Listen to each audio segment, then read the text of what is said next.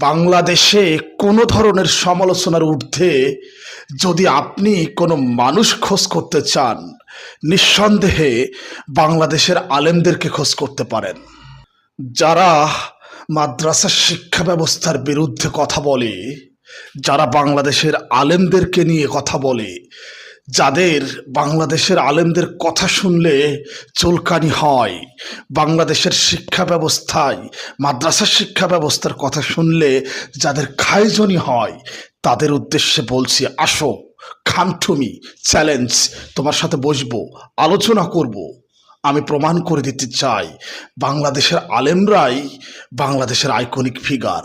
আচ্ছা, ছোট্ট একটা উদাহরণ দিই, একটু মাথায় রাখার চেষ্টা করো। বলো তো, বাংলাদেশে যত বৃদ্ধাশ্রম আছে, কখনো গিয়ে সেখানে কি প্রশ্ন করেছো ওই সব বৃদ্ধাশ্রমে যারা আছে? কোনো বৃদ্ধাশ্রমে গিয়ে তুমি এটা শুনতে পাবে না, তারা এভাবে কখনোই বলবে না যে আমার সন্তান আলেম, আমার সন্তান হুজুর, আমার সন্তান আমাকে বৃদ্ধাশ্রমে রেখে গেছে।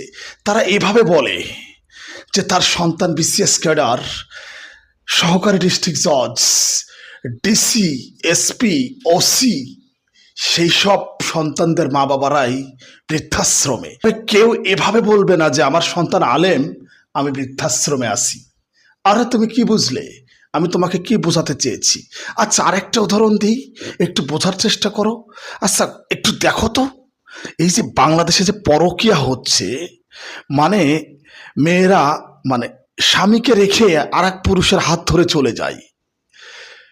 কয়জন আলেমের বউ এভাবে ঘর থেকে বের হয়ে গেছে? কয়জন?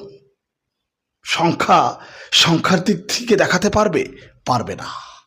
কাজেই আসলে এই মাদ্রাসার শিক্ষার বিরুদ্ধে তোমার যে চুলকনি, তোমার যে চুলকানি, খাইজনি, তুমি চুলকাতেই কবর পর্যন্ত যাবে। সত্য বোঝার ক্ষমতা তোমার হবে না, আর যখন হবে তখন সময় থাকবে না। এখনো লাইনে আসো, come to the line, come to the track, come to the point.